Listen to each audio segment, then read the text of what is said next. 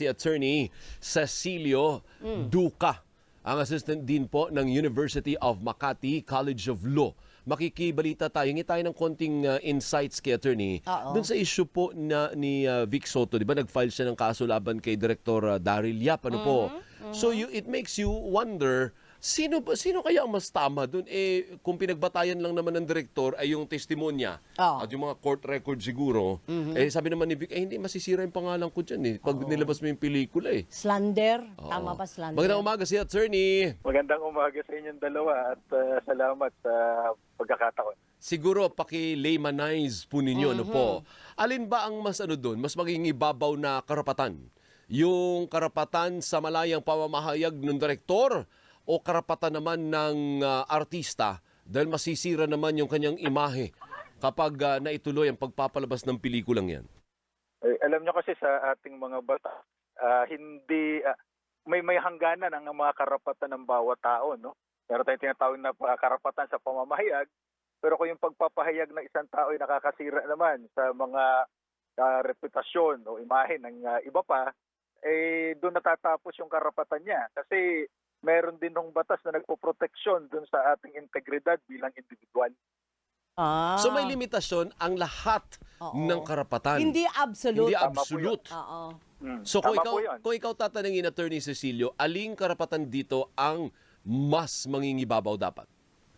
Mangingibabaw po yung pagpoproteksyon doon sa integridad ng isang tao. Kasi may batas po tayo laban sa libel at kapag kaya ay sa revised penal code po ito.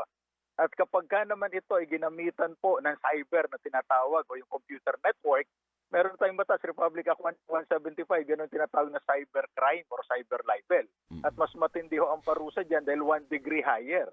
Kasi may paraan para gumawa sila ng pelikula pero hindi dapat nakasisira doon sa karapatan naman ng mga pribadong individual ng katahimikan at privacy. Paano, Attorney, kung totoo naman talagang nangyari? Kasi mukhang yun ang depensa ni Direktor Nangyari ito at a certain point sa buhay ng Pepsi Paloma, tinanong siya. Ni-rape ka ba? Sumagot siya. Paano kung talagang totoong nangyari yun? Pero hurting siya sa feelings nung subject. Opo. Sa batas kasi natin at sa mga desisyon ng korte, kahit na nagsasabi ka ng katotohanan, kung ang pagparaan ng pagsasabi mo ay may mali siya, hindi po depensa ito laban sa libel or cyber libel. Ganun. So kahit hindi pala truth, hindi pala depensa ang katotohanan sa libel?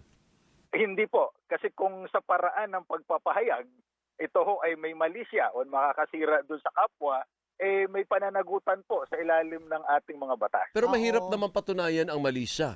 I mean, yung mali siya kasi parang paano mo patutunayan na may mali siya sa paggawa niya yun? Pwede bang ipasok doon, attorney, yung sinasabi mong mali siya ay dahil sa timing ng paglalabas ng pelikula na malapit na ang halalan.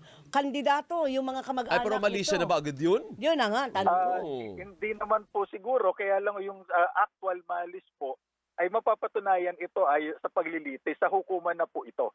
Pero pareho pong may karapatan, sabi natin may karapatan ng pamamahayag, pero sa pagpapahayag niya nakakasira sa ibang tao, may karapatan naman po yung sa palagay niya, siniraan siya na magdemanda dahil nasa batas din naman yun. Tama. At ang korte na po ang magdedesisyon, sino ang mas may karapatan na dapat igalang. Pero yun hukang pong pagsasabi ng katotohanan, in itself ay hindi po sapat na depensa laban dun sa libel. Pero with the granting of the writ of habeas data, Attorney, it appears na hindi rin talaga maipapalabas ng direktor kahit ipipilit niya, hindi niya maipapalabas ang trailer, ang teaser or yung movie lalo na sa isyung ito.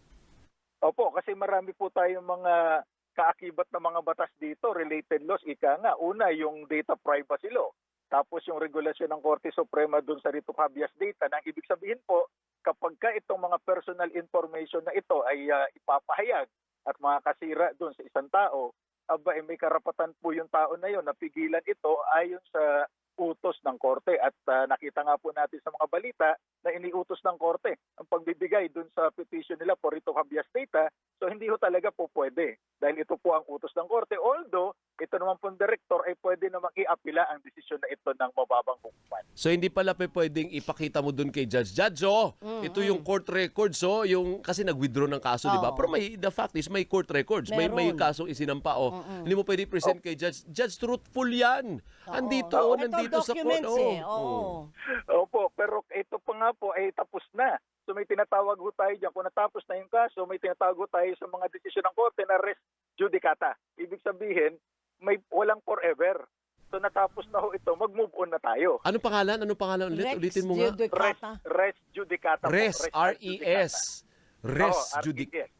Oo, Judicata. Ibig sabihin po, kung natapos na, hindi na ho natin pwedeng balik-balikan. Kailangan ho natin mag-move on na dahil wala namang forever talaga. Pero hindi ba meron ding mga, parang nakikita mo yan sa mga pelikula, historical, ang tawag nila, historical fiction. Yung mga ganun, di ba? Pwede, oo. Nahango po sa history. O bakit nila pwedeng gawin din yun? Pwedeng argumento ni director, hindi, this is a historical fiction Tsaka because yung may iba court sinasabi, records ito eh. based on true accounts, yung mga Yan. ganyan.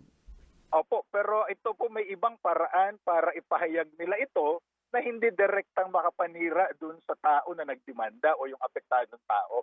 Kasi kung fiction ho yan, hindi po pwede na sirain mo yung tunay na tao. Ayan. So ganun pala yun. At least natuto tayo kay Kaya nga, kay oo. attorney. Ang malinaw dito attorney is kahit anong lupasay, kahit maglulupasay pa si Direk, hindi niya mailalabas ang pelikulang ito hanggat hindi nalilift yung writ of habeas data. Habeas data. Opo, yung tama habeas po yun. data. Oo. Yung po nakalagay sa ating mga batas at sa mga alituntunin ng Korte Suprema. Ayan. Pero yan ba yung writ of habeas data para lang yan sa anong tawag mo nun, sa pagpapalabas sa sinihan. Ibig sabihin pwede niyang ilabas halimbawa sa group of friends. O kaya O sa mag-ano- social media. No, not sa social media. Bawal sa Bawal social media kasi lalo. marami makakita. Ibig sabihin yung private gathering. Aha. Sabi niya, lahat Kumbaga, ng supporters black ko screening. mag-block screening tayo, Oo. tayo lang. Pwede ba yun? Opo, po pwede kung pribado, pero kung ito po ay lalabas at marami ang makakaalam, kasi lalo na ho ngayon, na wala naman tayong pwedeng itago na dahil sa social media, ay po pwede pa rin magkaso yan ng cyber libel at violation dun sa habeas data. At Okay. pati na po yung data privacy law, baka malabag din. Ayun. May kulong ba ang cyber libel, attorney? Ay, meron po. Anong kulong? May kulong po yan. Yan pa ay umaabot ng mga hanggang 8 taong pagkakulong. Ano? Depende Sus, sa Mario Jose. desisyon ng Nako. korte. Mahaba pala, attorney.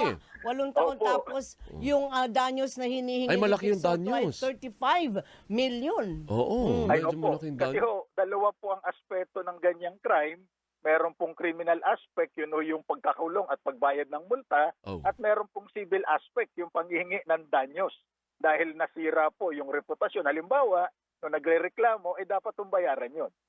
Ganun pala. okay, Sige. okay. Attorney, thank you ha. Maraming salamat. Kaibigan po namin yung dati yung dean dyan sa University of Makati, si Attorney Jay Layug. Ay, oo. Iba Ay, na oo bago po, na yung si dean nila Attorney ngayon. Jay. Okay. Thank you, Attorney. Maraming salamat. Salamat po, sir. Thank you. Salamat din po. Si Attorney Cecilio Duca, ang Assistant Dean po ng University of Makati College of Law.